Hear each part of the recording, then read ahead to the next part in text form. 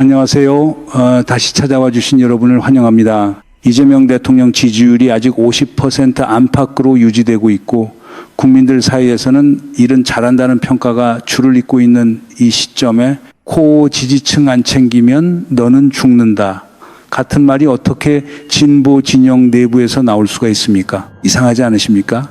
이 워딩이요. 우리는 보통 이걸 듣고 응원하시는 거구나 이렇게 받아들이게 돼요. 그런데 잘 보세요. 이건 응원이 아닙니다. 협박이에요. 그것도 윤석열 4년 차 정도 됐을 때 총선도 지고 지지율도 바닥이고 갈 데도 없는 그런 대통령한테나 통할 만한 협박을 이재명 1년 차에 꺼내고 있는 겁니다. 이게 첫 번째 이상한 점이고요. 두 번째 이상한 점은 타이밍입니다. 왜 하필 전당대회를 코앞에 둔 이 시점에 김어준 씨와 유시민 작가와 조국 전 대표가 마치 약속이라도 한 듯이 한 줄로 나란히 등장했을까요? 그리고 세 사람이 한결같이 다른 사람도 아닌 김민석 총리를 흔드는 그 진짜 이유는 도대체 무엇입니까? 오늘 영상에서는 이걸 세 단계로 풀어보겠습니다. 표면에서는 다스베이다 방송이 던진 신호와 그동안 누적되어 온 영향력 약화의 흔적을 짚어보겠고요. 동기에서는 김민석 총리가 왜 표적이 됐는지, 그 자리에 누가 들어와야 한다고 누군가 계산하고 있는지를 따라가 보겠습니다. 마지막 결과에서는 이 모든 그림이 노무현 정신이라는 마지막 포장지로 어떻게 가려져 왔는지를 정리하겠습니다. 미리 한 가지만 말씀드리면요. 이 세 분이 라운드에 직접 뛰어드신 선거 다시 한번 같이 떠올려 봅시다. 조국 혁신당과 민주당의 합당 무산됐죠. 평택 재보궐 선거에서 김용남 후보 사퇴 안 했죠. 그 직후 서울시장 재보궐 졌습니다. 이게 우연일까요? 아니면 패턴일까요? 자, 그래서 이 사안을 어떻게 봐야 하느냐? 결론부터 말씀드리겠습니다. 이건 단순한 진보 진영 내부의 노선 갈등이 아닙니다. 외곽 기득권이 개혁정부 1년 차에 협박 카드를 던지는 본질적으로는 대통령 흔들기의 구조적 시도예요. 그런데 보수 주류 매체들이 이걸 어떻게 다루고 있는지 한번 보세요. 조선, 중앙, 동아 헤드라인 보면요. 죄다 민주당 분열 여권 내홍 이렇게만 갑니다. 분열 프레임이에요. 그 프레임을 따라가면 시청자들이 진짜 그림을 못 봅니다. 왜냐? 분열이라고 부르는 순간 이건 양쪽이 다 그럴 만한 이유가 있는 내부 다툼으로 평면화돼 버리거든요. 그런데 여러분은 이미 한 단계 더 깊이 보고 계십니다. 진짜 그림은 이거예요. 외곽에 자리 잡은 진보 기득권 네트워크가 이재명 정부가 풀어야 할 진짜 의제를, 그러니까 부동산 코스피 9천 시대 양극화 청년 문제, 이런 진짜 의제를 자기들이 잡고 있는 협상 카드 하나로, 그러니까 검찰개혁 하나로 끌어내리려는 시도, 그게 이 국면의 진짜 구도입니다. 이제 표면부터 한번 들어가 보겠습니다. 먼저 2026년 6월 19일 다스베이다 방송에서 김어준 씨가 한 발언을 다시 보겠습니다. 유시민 작가 출연을 예고하면서 한 말이에요. 그 양반이 책 장사한다 이런 얘기를 하는데 그 양반은 사사롭지 않아요. 그렇게까지 공적일 필요가 있어. 내가 이렇게 말할 정도로 타고났어. 그러니까 그 양반은 지금 자기한테 공적 임무가 부여됐다고 생각하는 거예요. 이렇게 얘기를 합니다. 자, 여기서 한 단어만 놓고 보겠습니다. 공적 임무라는 표현이요. 이 표현이 적용되는 사안, 그러니까 두 분이 그동안 입을 떼온 사안의 목록을 떠올려 보세요. 검찰 개혁이요. 정청래 대표 연임 지원이요. 끝납니다. 그러면 이런 의제는 어떤가요? 부동산 한마디라도 하신 적 있나요? 코스피 9천 시대 청년 양극화 들어보신 적 있나요? 성균관대 부실, 선거 운영 논란 어땠나요? 전세시장 대응, 공급정책, 공공주택 없습니다. 한 줄도 없어요. 그러니까 이분들의 공적 임무라는 단어는요. 이상하게도 검찰과 친명 강경 라인에만 적용이 됩니다. 부동산 폭등으로 잠 못 자는 30대 청년한테는 그 공적 임무가 도착하지 않아요. 이거 우연일까요? 자, 이번에는 타이밍을 한번 보겠습니다. 6월 19일 김어준 씨가 유시민 작가 출연을 예고합니다. 그 직후 조국 전 대표가 광주 5.18 묘지를 찾아갑니다. 거기서 갑자기 범민주 진영의 통합과 연대를 강화하겠다 이런 얘기를 합니다. 그러면서 이게 핵심인데요. 함께 싸운 동지들을 외면해서 지지율이 떨어지고 있다. 이런 말까지 나옵니다. 동지요. 집권 여당의 동지 얘기를 하시는 겁니다. 그러고 나서 며칠 뒤에 김어준 씨가 다시 받습니다. 코어 지지층이 빠지면 어떻게 된다는 식의 워딩이 나와요. 이게 무슨 패턴이냐 하면은요, 조국이 던집니다. 조국 혁신당이 받습니다. 김어준이 마무리합니다. 메시지가 1번, 2번, 3번 시간차로 똑딱똑딱 떨어집니다.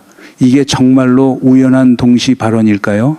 비슷한 메시지가 비슷한 시점에 세 곳에서 동시에 흘러나오는 거. 이 정도면 누군가 최주에서 조정하고 있다는 의혹을 가져도 무리한 의심은 아니라고 봅니다. 이제 영향력 약화의 누적 신호 세 가지를 보겠습니다. 첫 번째, 신호. 조국 혁신당과 민주당의 합당이 무산됐던 그날 2월 10일입니다. 합당 무산 당일에 진보 스피커들의 영향력이 약화됐다는 분석 기사가 처음 나왔어요. 그때 반응이 어땠는지 아십니까? 민주당 관계자들이 톡을 엄청 보내왔습니다. 너무 필요한 기사다 이렇게요. 이게 무슨 뜻입니까? 내부에서도 외곽 영향력의 회의가 시작됐다는 거예요. 이게 아닌데라는 생각이 당내에 이미 있었다는 겁니다. 두 번째 신호, 평택 재보궐선거예요. 막판에 조국 후보 당선을 위해서 김어준 씨와 유시민 작가가 김용남 후보 사퇴를 사실상 압박했었죠. 결과 어땠습니까? 사퇴 안 했습니다. 그리고 평택 졌습니다. 이게 중요한 신호인 게 정치인들이 이제 이분들의 압박에 자기 행보를 맞추지 않는다는 결정적 증거거든요. 무대 위에서 박수받던 시대가 끝나고 있다는 신호예요. 세 번째 신호, 서울시장 재보궐 패배입니다. 이재명 대통령이 직접 한 말씀하셨죠. 지지 말아야 될 선거를 지게 너무 이해가 안 된다. 그런데 그 패배의 원인이 뭐였습니까? 부동산이었어요. 부동산 표심이 갈렸습니다.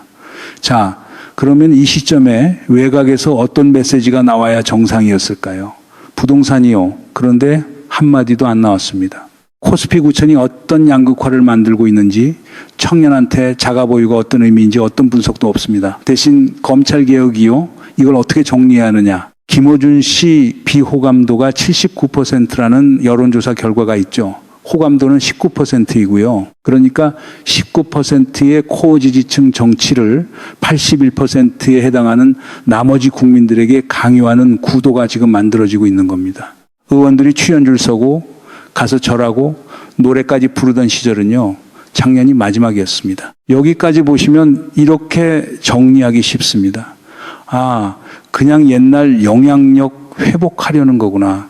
시대가 변한 줄 모르고 무리수를 두는 거구나. 그게 답이라면 이 영상 여기서 끝내도 됩니다. 그런데 그게 다가 아니에요. 왜 그러냐? 이재명 대통령이 직접 입을 떼셨거든요. 며칠 전에 내가 적극적으로 김민석을 지지한다. 이렇게 공개적으로 말씀하셨어요. 정청래 전 대표 보고는 사실상 팔만 휘둘렀다는 톤으로 정리를 하셨고요. 자, 이렇게 대통령이 직접 한 줄을 그어주신 다음에도 이 흔들기가 멈췄습니까? 안 멈췄습니다. 오히려 더 비장하게 나옵니다. 그리고 같은 날 정청래 전 대표가 당대표직 내려놓고 곧장 어디로 갔는지 보세요. 문재인 전 대통령이 계신 국제도서전을 찾아갑니다. 같은 날입니다. 그 동선이 자연스럽다고 보십니까? 거기에 더해서 양정철 전 원장이 다시 거론되기 시작한 타이밍도 묘하게 같이 맞아떨어집니다. 그러니까 이건 단순한 비평이 아닙니다. 대통령의 인사권에 대한 외곽 압박이에요. 윤석열 4년 차에나 통할 카드를 너 코어 지지층 안 챙기면 갈 데 없어. 우리만 바라봐. 이걸 이재명 1년 차에 꺼낸 겁니다. 지지율 50% 안팎, 일 잘한다는 평가, 임기 4년 넘게 남은 대통령한테는 온 국민을 보고하시라고 응원해야 정상이에요. 그런데 정반대의 말을 하고 있어요. 이게 정상입니까? 여기서 한 가지 꼭 짚고 가야 할 게 있습니다. 이재명 정부가 지금 풀어야 할 게 한두 개가 아니에요. 윤석열 정부가 남긴 검찰 카르텔, 사법부 정치화 의혹, 누적된 부동산 압력, 트럼프 위기 관세 압박, 중국, 일본, 북한 외교 동시에 다 풀어야 합니다. 그 와중에 외곽에서 코어 지지층 안 챙기면 죽는다라는 압박이 들어오는 거예요. 이게 개혁을 돕는 방향입니까? 아니면 끌어내리는 방향입니까? 자, 이제 진짜 동기로 들어가 보겠습니다. 왜 하필 김민석이냐는 질문이요. 김민석 총리의 정치적 구조를 펼쳐봅시다. 친노입니까? 아닙니다. 친문입니까? 아닙니다. 자기 계파 있습니까? 없습니다. 친한 의원들 꼽아보면 비슷한 지역구인 최현일 의원 정도, 손가락 5개도 못 채웁니다. 2018년 정치 낭인 시기를 거치면서 자기 기반이 거의 다 흩어졌어요. 그러니까 김민석 총리의 유일한 뒷배는 이재명 대통령 한 사람입니다. 세력 분석 들어가 보면 친명, 친문, 친노 다 있는데요. 친석은 손가락 5개로 다 셀 수가 있어요. 이게 무슨 뜻이냐? 김민석 자체를 흔드는 건요, 김민석을 흔드는 게 아닙니다. 그 위를 흔드는 거예요. 김민석과 이재명 사이의 고리가 사실상 김민석의 정치적 척추거든요. 그 척추를 부러뜨리면 이재명 대통령의 인사결정 그 자체가 흔들리는 구조입니다. 그러면 누가 왜 이 작전을 굴리느냐? 동기를 3갈래로 나눠보겠습니다. 첫 번째, 유시민 작가의 개인적 동기예요. 2002년 노무현 후보 단일화 국면, 그 시절의 기억을 김민석이 갖고 있죠. 그때 김민석이 했던 선택을 유시민 작가가 잊지 못합니다. 이게 정치적 비평이 아니라 개인적 기억으로 작동하는 비평이라는 게 이 그림의 핵심 포인트 중 하나예요. 사적인 게 공적인 임무로 위장되어 있는 구조입니다. 두 번째, 김어준 씨의 정치적 동기. 이건 좀 더 멀리 봐야 합니다. 이분들 머릿속에 솔직히 한 사람이 있어요. 조국이요. 조국 전 대표를 차기 대권 주자로 만들고 싶은 그림이 있습니다. 그런데 만약에 김민석 총리가 일을 잘해서 자연스럽게 차기 대권 주자로 부상하면요, 어떻게 됩니까? 조국의 차례가 안 옵니다. 그러니까 지금 김민석 흔들기는 단순히 총리 한 사람을 흔드는 게 아니라 차기 대권 가도의 한 자리를 비워놓으려는 작업입니다. 세 번째, 조국 전 대표 본인의 동기, 합당 무산 이후 잃어버린 정치적 입지를 회복하기 위한 카드가 필요한 거예요. 그래서 나온 게 민주당이 답해야 할 10가지 같은 종류의 외부 압박 문건이고요. 광주 5.1 팔묘지에서 동지 통합 워딩을 꺼낸 것도 그 카드 라인업의 일부로 봐야 자연스럽습니다. 자, 이 3가지 동기가 만나는 지점이 어디냐? 검찰개혁이라는 단일 의제예요. 검찰개혁은 진보 진영 공통의 큰 의제고 명분이 강합니다. 그런데 명분이 강하다는 건 동시에 다른 의제들을 가릴 수 있는 가장 좋은 포장지가 된다는 뜻이기도 합니다. 지금 외면된 의제 목록을 다시 보세요. 부동산 동탄은 주당 2%, 서울은 주당 0.3에서 0.4%씩 올라요. 코스피 9천 시대. 자산을 갖고 있는 사람과 못 가진 사람 사이에 격차가 매주 벌어집니다. 청년 양극화, 2030이 자가 보유에서 점점 더 멀어집니다. 성균관대 부실 선거 운영, 청년 정치 신뢰의 문제예요. 그런데 이 의제들에 대해서 그 공적 임무를 짊어졌다는 분들이 단 한 줄을 떼지 않습니다. 이 프레임이 굳어지면 누가 가장 이득을 봅니까? 한번 따져봅시다. 검찰개혁의 실질적 진전입니까? 아니면 조국 대권 가도입니까? 이 질문 하나만 끝까지 따라가도 그림이 거의 다 정리됩니다. 여러분이 이 영상을 여기까지 보고 계시다는 건요, 검찰개혁이 진짜 동기인지 아니면 다른 무엇의 위장인지 이미 분간하고 계신 겁니다. 그래서 보수 매체 헤드라인이 안 통하는 거예요. 19%만 보고 81%를 잃는 정치가 어떤 결과를 내는지 이미 직감으로 알고 계시는 거고요. 자, 여기서 한번 다 같이 멈춰 봅시다. 코어 지지층 분들이 이분들을 어떻게 보고 계시는지 한번 짚어보겠습니다. 무슨 제갈공명 보듯이 하는 분위기가 있어요. 외곽에서 모든 그림을 설계하는 그런 전략가, 이렇게 보십니다. 그런데 한번 같이 생각해 봅시다. 제갈량도 북벌에 거듭 실패하다가 결국 오장원에서 죽지 않았습니까? 무패의 전략가는 없습니다. 무패의 설계자도 없어요. 그리고 이분들 실제 전적을 한번 펼쳐봅시다. 유시민 작가의 2020년 180석 발언, 선거에 찬물 끼얹었죠. 2012년 부정선거 음모론 흐름에 올라타셨던 적 있고요. 세월호 고의 침몰 의혹 분위기에도 한 자리 잡으셨었습니다. 가까이는 합당 무산, 평택 패배, 서울시장 패배, 이게 누적된 실적이에요. 이 정도면 다음 한 번이 첫 번째 실패가 아닙니다. 4번째, 5번째 실패가 됩니다. 근데 이번엔 그 무게가 좀 다를 거예요. 왜냐? 이번엔 직접 라운드에 들어와서 비장하게 깃발을 드셨거든요. 자, 이제 가장 중요한 인유 하나 들어갑니다. 노무현 대통령이 재임 중에 지지율을 가장 크게 떨어뜨린 결정이 뭐였는지 기억하십니까? 대연정이요. 한나라당하고 공동정부 꾸리자, 총리 자리 주겠다. 거기까지 가셨어요. 그때 어떻게 됐습니까? 코어 지지층이 다 등을 돌렸습니다. 노무현 대통령이 가장 외로웠던 시기 중 하나예요. 그런데 그게 노무현 정신이었습니다. 이게 무슨 말이냐? 노무현 정신은 19%의 정치가 아니라요, 81%로 넘어가려던 정치였습니다. 자기 지지층 안에서 박수받는 정치가 아니라 지지층이 등을 돌릴 위험을 감수하면서까지 51%, 60%, 70%로 확장하려고 했던 정치예요. 그런데 지금 노무현 이름을 가장 많이 파시는 분들이 노무현 정신은 가장 먼저 버리셨어요. 검찰만 가져가시고 대연정 정신은 두고 가셨습니다.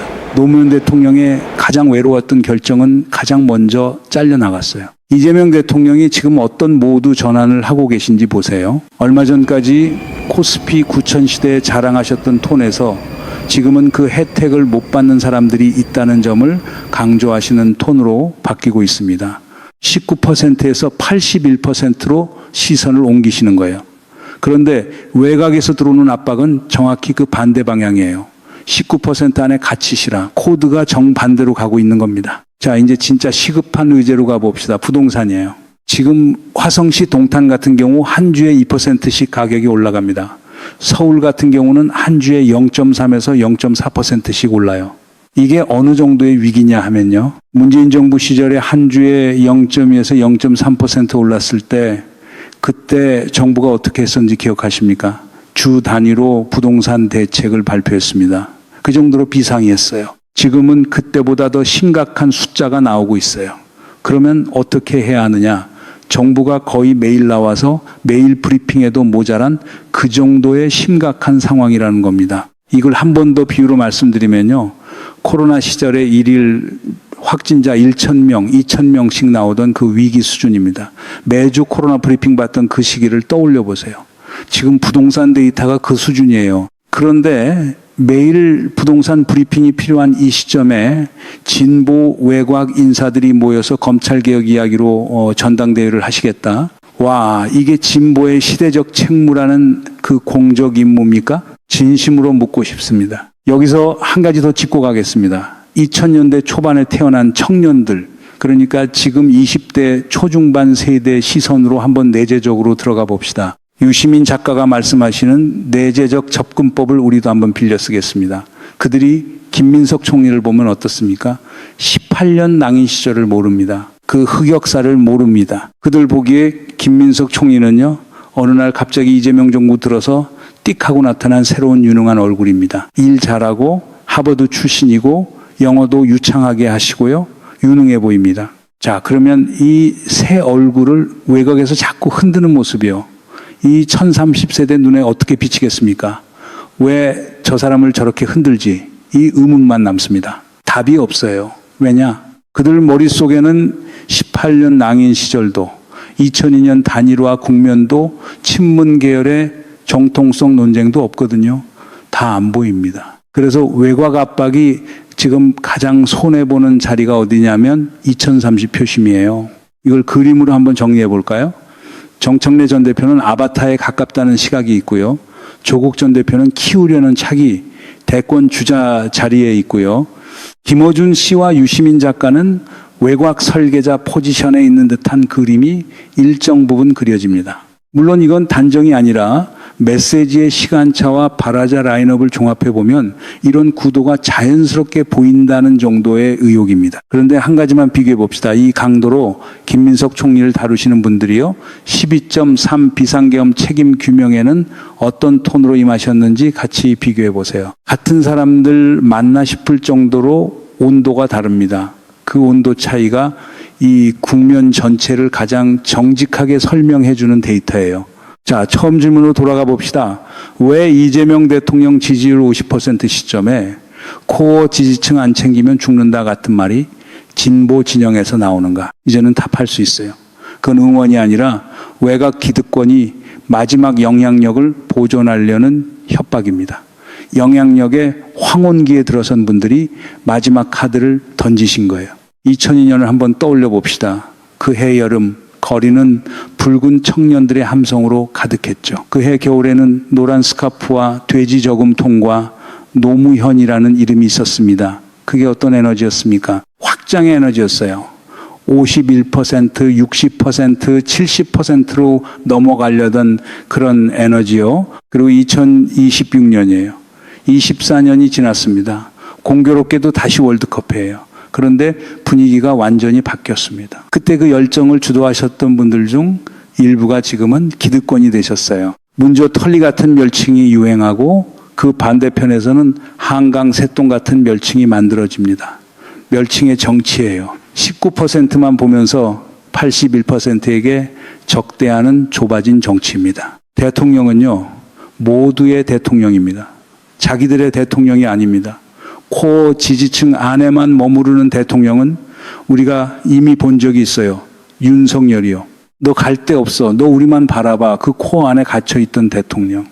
우리가 12.3 이후에 어떤 결심을 했었습니까? 다시는 그 길로 가지 말자고 결심하지 않았습니까? 그런데 지금 진보 진영 외곽에서 정확히 그 길로 대통령을 끌고 가려는 시도가 있어요. 그게 우리가 12.3 끝나고 만들고 싶었던 그 미래입니까? 이번 전당대회는요, 단순한 당대표 한 사람을 뽑는 자리가 아닙니다. 진보가 19%의 정치에 갇힐 것인지 51% 이상의 정치로 넘어갈 것인지를 결정하는 분기점이에요. 만약 외곽 압박이 통하면 어떻게 됩니까? 이재명 정부 1년 차에 인사권 위축 신호가 밝힙니다. 그러면 향후 4년 개혁 동력이 거기서부터 흔들리기 시작해요. 만약 외곽 압박이 실패하면요, 진보 기득권의 마지막 카드가 소진됩니다. 그 다음 단계는 솔직히 아무도 모릅니다. 마지막으로 한 줄만 정리하겠습니다. 노무현을 팔려면 노무현 정신도 함께 팔아야 합니다. 검찰 얘기만 빼서 팔면 그건 노무현이 아닙니다. 대연정 정신, 확장의 정치, 자기 지지층이 등을 돌려도 51%로 가려고 했던 그 결심까지 다 같이 팔려야 노무현이에요. 그것까지 다 팔 자신 없으시면 그 이름을 그만 부르시는 게 맞습니다. 양정철 전 원장, 문재인 전 대통령, 조국 전 대표, 이번 국면에 각자 다른 방식으로 그림자를 드리고 있죠. 그런데 진짜 결정은요, 2032 그리고 81%가 어디로 움직이느냐, 거기에 달려 있습니다. 그 신호는 이번 전당대회 직후 부동산 대책이 어떻게 나오는지부터 보시면 됩니다. 그 분석으로 이어가겠습니다.